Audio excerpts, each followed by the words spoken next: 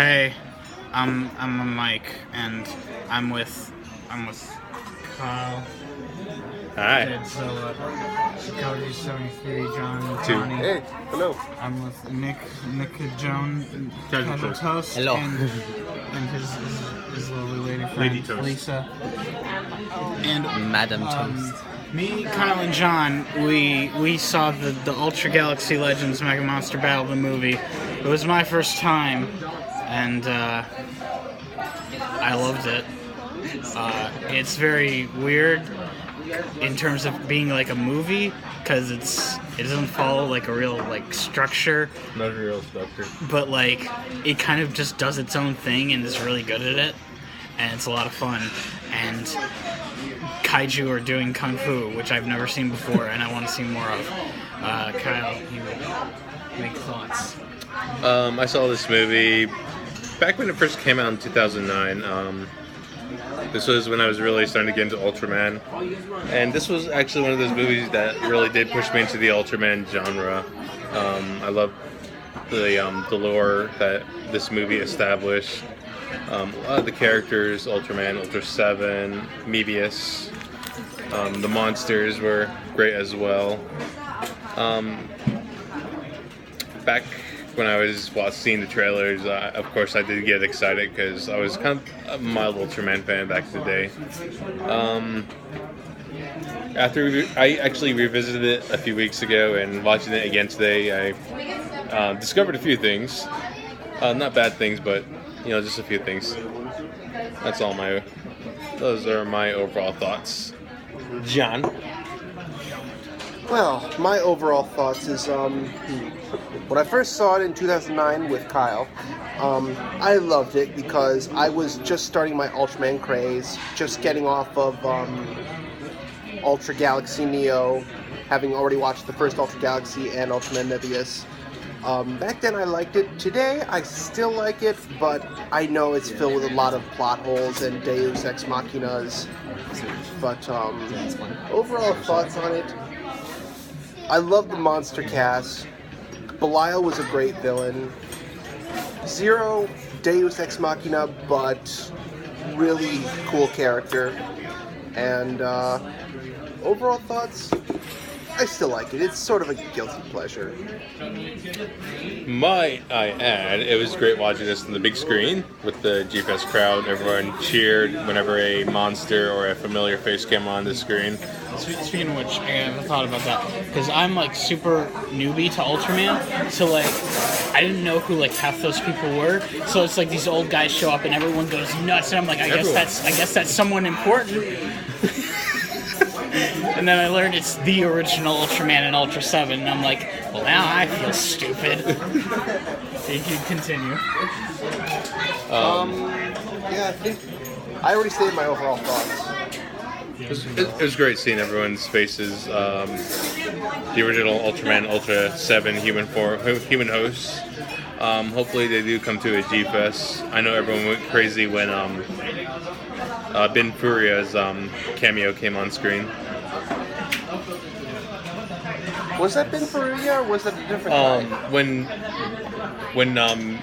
Mirai is given the backstory on the homeworld, you can see Furia. Oh, with the human original? Yeah, that's why everyone clapped right there. Oh, I didn't know that. I know Ben Furia is known as the suit actor for Ultraman, but I didn't think he had a cameo in the movie. Guess that makes sense because there are very little human characters in there, so I guess it kind of makes sense. I wouldn't be surprised if the other suit actors were there for like Dan or the monsters or What does Toast-san remember of the movie? Yes. Oh, he well, wasn't there, but he wasn't there. But he's seen it, so I didn't see it tonight, but I watched it when it first came out, and I remember thinking Mirai looked really handsome in his native attire. Oh yes. I'd love to fondle his You butt. look like Mirai too. Apparently, I look like him now. I Because I got this haircut. Oh, there's a point where there's an explosion behind him, and like his duck is like this twirly spin, and I'm like, that is so fabulous. He's just fabulous in general. All he needs is glitter and sparkles when he does that. But yeah, no, it's a fun movie. It's It's very epic. It's very like all out, balls to the wall. I feel like a lot of the monsters get kind of like they just get kind of shown briefly and they don't do much with them. But what can you really do when you have so many monsters in one movie? My only real gripe with the monsters was how. Okay, so Black King's thing is that his skin is impenetrable, like completely impenetrable, and yet Gamora's still able to pierce through his belly with his horn, which I feel like they didn't really offer any. Like they could have come up with a more creative way to kill off Black King, rather than have them just like disregard what his thing is. But I kind of have to agree with Nick on that. One thing that kind of did rub me the wrong way with this film is that Black King was severely underutilized for being reintroduced since Return of Ultraman, which is like 40 years ago. So I'm glad he's finally being treated with a little more respect in like later shows like X, but kind of a sort of a letdown with his return in this movie. So I did not know that about Black King. These guys just kind of shed some new light on the character. I guess it's kind of like a movie for everyone. There's some things the original Ultraman fans may hate. There's some things the newer fans like me might like. Michael might like it as well. It's one of those movies you can go into and not know anything and still enjoy it. That's what I like about the movie. Yeah, like I said, I'm very ultra casual. I've seen a couple episodes of the original series. I've seen the first episode of X. But are you ultra curious? I am, actually. I'm totally ultra curious, especially about 7, because 7 is so fucking cool. And he was really cool in this. I don't know, man. You just ask Eiji Tsuburaya about that shit.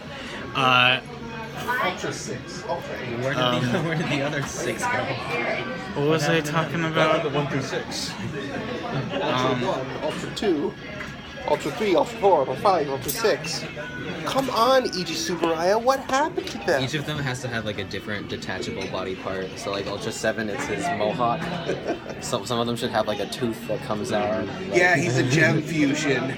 A beard that comes off. A beard that he pulls it off and it's like a club. Which one is it his dick?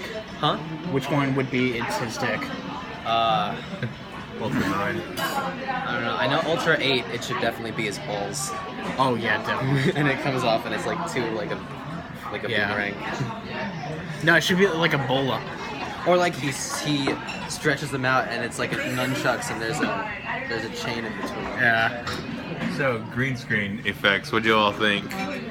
I do want to point out some things. The green screen does work in like the environment, such as the Ultraman homeworld, because that entire planet is just green, so you can't really see the green, but in some of the darker environments, you can see the green reflecting off the Ultraman suits. Especially through Ray's hair, you can see like little shades of green in his hair, which was kind of weird for me. But what about you guys? What do y'all think of the animated backgrounds? It does bug me, just as a fan of miniatures, that there's just so much green screen, but it's kind of as far as I can tell, it's kind of a thing with Sakamoto, Koichi Sakamoto, who did this movie, and he tends to make it work, just because his action scenes are so, well, pow, cup pam, and, yeah, and that's a thing. John, you want to talk? Right off the bat, when we first got the teaser for this in 2008, I think, 2008, 2009, the first thing that the green screens reminded me of was Godzilla Final Wars, because it looked super filtered, like all those mutant fights. Sometimes they work, and sometimes they don't. Like, sometimes it's a green screen, like The Land of Light, of course, and even Dent. That looks really obviously CG. Whereas, like, ironically enough, even though this is CG too, I actually like the snow sequences. Those look kind of believable for being green screens. Yeah, Oh, and might I point out, for actually introducing the monster graveyard, I'm a little surprised they went with that route, because for a very long time, the monster graveyard was regarded as just a void, whereas here it's more like a limbo-like environment. Yeah, I thought the snow stuff worked too. And also, I think more about it and like, it's like I kind of want to see like fast-paced kaiju fights like that happen in miniature cities, but like, I feel like it would probably look really weird to see them smashing into buildings at that speed. You need to watch X, because they do that. Okay. You have anything to say about green screen? Well, I mean, they used lighting well to disguise the green screen in this, and I can appreciate that. Lava cake could be right out, okay? Alright.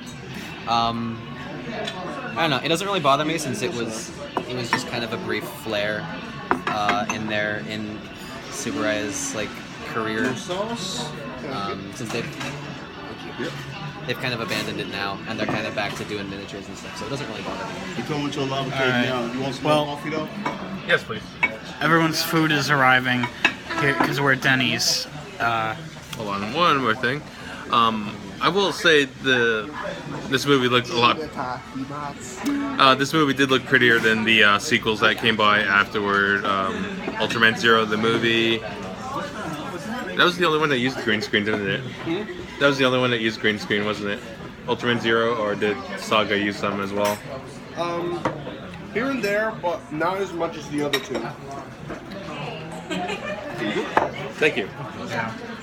Yeah, can we also get some extra silverware and some hot sauce? Yeah, like I said, everyone's food is arriving. So unless Lisa has happened to see Ultra Galaxy Legends, She has not and has seen things. She has not seen any say. cartoon movies. I love Pokemon. Digimon. Yeah. Ultra Galaxy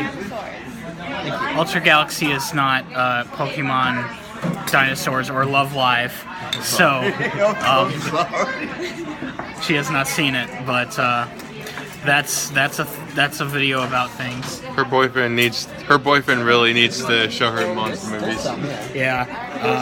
Ultraman Mebius has two categories. Oh yeah. Yeah, but that's a video. You need to show her that. Hopefully it's not too incomprehensible. Phone call video we made. But, yep.